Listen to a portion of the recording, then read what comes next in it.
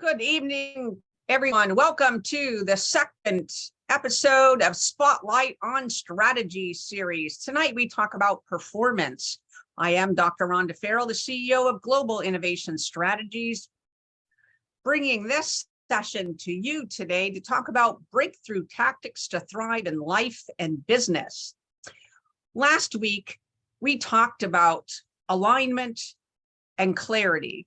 We heard from some of our industry leaders about what they needed to do when they hit an inflection point in their organization or with their teams, or they really wanted to self-direct course correction through their own discovery and mining the opportunity space instead of running headlong into a challenge or a problem wall.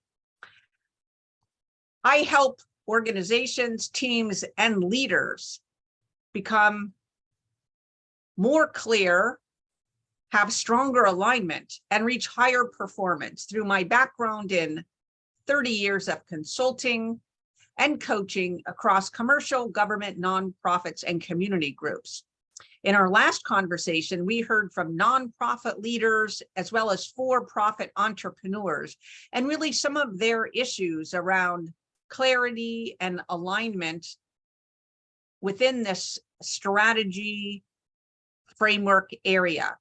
Tonight, we're going to do a deeper dive into how some of those issues manifest from a performance standpoint and what can we do about it. So again, we look at the different elements of strategy in our strategic framework. And when we hinge performance and directly align to our strategic ladder, if you will, and or our mission space, we're able to really exponentially grow our organizations, our teams, our offerings, and bring that innovation that occurs into our business model that helps us partner more strategically, that helps us persevere through economic and external type of factor challenges that we might be facing. And it helps us really ready our organization for greater resiliency. So performance really has at its base clarity and alignment components. And we talked about this last time, but we'll build upon it tonight. So at its very core, strategy is about creating an operational framework which allows us to create heightened outcomes and results. And typically the way that we're enumerating or communicating that strategy is through a set of goals and objectives.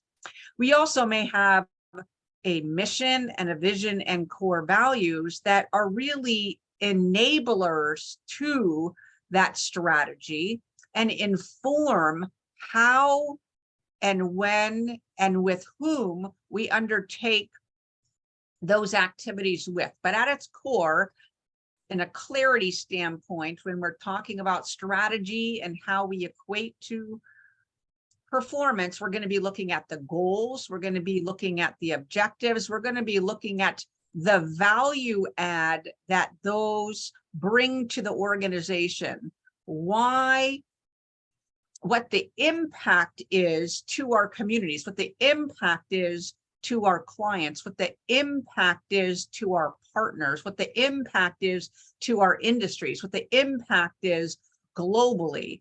And those type of value add conversations is what allows us to get clear on an enhanced business model that speaks to all of those potential outcomes through the lens of customers / stakeholders. Then we're going to be looking at, from a performance management perspective, how do we measure success? And we're doing that through the lens of metrics and measurements and targets. We may call them different things in different industries, but it's at its core is really how do we measure success for a particular initiative, and how do we know that as we pilot new activities and actions, as we pilot new products and services, as we pilot new ways of undertaking partnering, or as we're changing our business model approach, we know that we're hitting a gate, and we have a decision metric there that allows us to say, yes, we're achieving the initial results that we stated we were according to our success model, and we're either going to keep going, or no, we're not achieving that maturation arc and the results we thought we were through this change. Now we need to rethink our courses of action and pivot accordingly. Either we're going to modify and we're going to continue to go forward, or we're going to potentially stop funding that particular initiative and either put it into a new package, repackage it, or we're going to look at some other mechanism to bring that to our clients and or to our markets. What all of those outcomes does, either on a complete success arc, or through modification, or through a decision point to say this isn't getting the results we want, we're going to defund, and we're going to try and look and see how else we can attain that particular result. What that does is it matures our organization through the lens of strategy. It allows us to gain greater governance or heightened governance. It allows us to mature our workforce. It allows us to hone our leadership. It allows us to do so many things through the lens of strategy and performance as aligned to mission and our vision, that really ends up shifting our organization capability and resiliency to take on greater and greater amounts of change to realize those outcomes and results. So results are typically called something tangible, right? We want something tangible. We want brand enhancement. We want lowered costs. We want higher revenues. We want deeper market penetration. We want enhanced partnerships. We want cost of goods sold to be lower. We want innovation rates to be up, right? And then if we look at outcomes, then oftentimes we're talking about something a little more difficult to measure, and that's the maturation shifts that are occurring in the organization.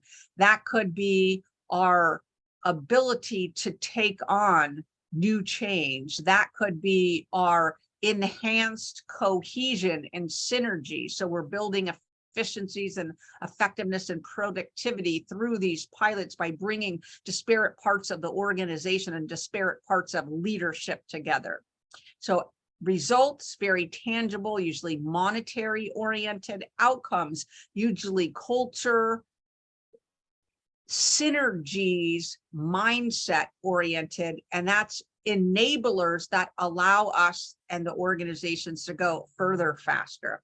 Now, and all that takes is alignment, right? So when we put that strategic framework in place, we're creating ladders for alignment. We're hinging change at the tactical, at the strategic, tactical, and operational levels to goals and objectives. We're going to measure our progress using performance management tools, data analytics, et cetera, to make sure we're hitting our targets and creating this ongoing metrics and measurement framework. And then we're going to compare, is our results and our outcomes per our expectations. And so alignment is when we can achieve, meet, and or exceed our performance outcomes through this continuous course correction or pivoting to be in complete alignment with our strategy, cohesive alignment to our mission, achieving our vision. We are examining our what's in it for me's across all parts of the organization. And not only that, we have enhanced that perspective and those relationships and that engagement with our external customers, our external clients, our stakeholders, and our partners. So a WIFM is not only internal to you, the executive team or the C-suite or our workforce, it's about capturing and understanding what's most important to our customers, clients, and stakeholders, and how we can approach the delivery, either at product or service delivery standpoint, to ensure that we're speaking their language, that we have the perspective of what's most important to them in that language, in that service delivery, and we're continuously coming back to that to show how we're exceeding expectations in those areas. Alignment also allows us to better prioritize our initiatives that we're undertaking. And so if we have to choose between 10 different initiatives or courses of action that will achieve similar results, we want to make sure that we're prioritizing those initiatives, we're prioritizing those programs and projects and products, we're prioritizing those services to allow us to maximize our return on investment for those activities and the funding that went into that. We also need to look at our gluing mechanisms, right? So when we talk about strategic alignment, we're creating this framework of goals and objectives. We're creating a framework of aligned initiatives. We're creating this framework of targets. We're creating this framework of metrics and measurements and this continuous collection and analysis to see if we're on the mark or off the mark. And if we're off the mark, then we get signals and alerts to enable us to re-look at that and pivot if we need to. So we have technology enablers, we have process enablers, and we have workforce and leadership enablers, all that are going to allow us to course correct or pivot most strategically in achievement of those results and outcomes. The next thing we talk about in the strategic performance area is examining how do we best capitalize on the WIFMs and how do we best support through the enablers to ensure that our teams, our leaders, our workforce, our partners, etc., are really able to create maximum performance. And so understanding this, what's in it for me, too often we only look at what's in it for me from the internal portion of the organization. We want to grow revenues. We want to grow market share. We want to create these new business model and enhance our market penetration and create partnerships. But we forget that unless we answer the value add mail for all of the people that are involved in that life cycle, our success life cycle, that we may miss the mark from a strategic performance standpoint. We may miss the mark from a transformation standpoint because we didn't understand the value equation from our partners and our stakeholders' perspective. So some of the tools we can use is the most important questions from a business canvas perspective. Business canvases come in many different types. One is business model, one is the customer journey, and one really it helps us understand the bridging we need to get to from current state to as is state, or excuse me, as is to be state, as we're looking at those new business models and those new customer journeys that we're trying to take them through to enhance their experience with us strategically, tactically, and operationally.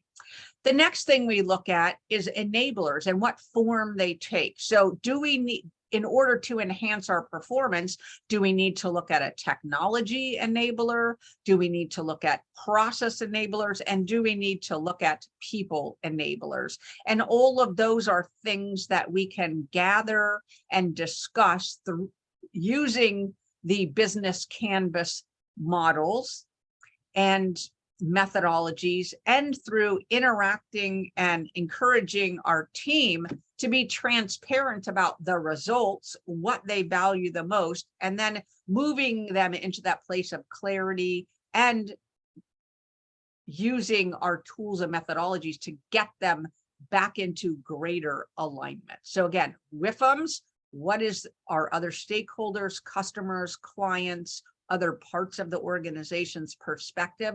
What do they value the most? What are the results and outcomes they want to achieve? And how can we enable that through the programs that we put forth and offer through our company, either the programs, the products, and or the services internally as well as externally. So the opportunity space for us as strategic professionals is to understand the symptoms that occur when we have mismatched WIFMs. A, we won't be hitting the mark. 2, we won't be getting good marks internally or externally because our value proposition is not enhanced for that particular stakeholder or client base. We also may have suboptimal teaming, i.e. we don't have the right staff, we don't have the right leadership, we don't have the right partnering, or we're over or under on certain core delivery areas. And so a set of diagnostics, an organizational diagnostic, a team diagnostic, a leadership diagnostic, a process and enterprise maturity diagnostics is all going to help us understand where we might be mismatched or unbalanced and allow us to pivot and put in place the right people, the right leaders, the right processes, the right enablers, and or the right teaming structure, again, to maximize ROI. And we do that through also looking at our enablers, right? People, process, technology. We look at the gaps that the assessments expose, and we prioritize the pilots that we want to use to change our landscape going forward. So how do we do this, and what is the mechanisms and constructs we can use is really, we call it business in the bullseye. So strategy is all about aiming the organization into the bullseye of optimal performance, and the mechanisms and methodologies we can use are performance excellence, operational excellence, service excellence, and innovation. I'm going to just tease you with these concepts because in later sessions, as we go through these spotlights on strategy in our weekly sessions, we'll be doing a deeper dive into what performance excellence adds, what operational excellence adds, what service excellence adds, and what innovation offers each of you as leaders and practitioners trying to maximize your value proposition for others. I've so enjoyed my conversation with each of you. We welcome you to attend our weekly Spotlight on Strategy sessions. And we also have ways to do a deeper dive if you so choose through VIP workshops, coaching, and consulting. You can book a consult today at www.gblinnovstrat.com or email me at ceo@globalinnovationstrategiesllc.com.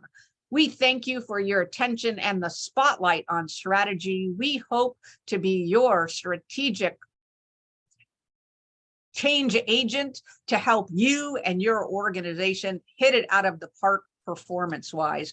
We look forward to joining you next Wednesday, March 1st at 5:35 Eastern Time. And again, we welcome your comments, your challenges, your problems, and looking at the gold nuggets that are not only going to help you through, they're going to help you spring forward faster than you ever thought possible. Till next time, this is Dr. Rhonda Farrell signing off from Spotlight on Strategies. Good night, everybody.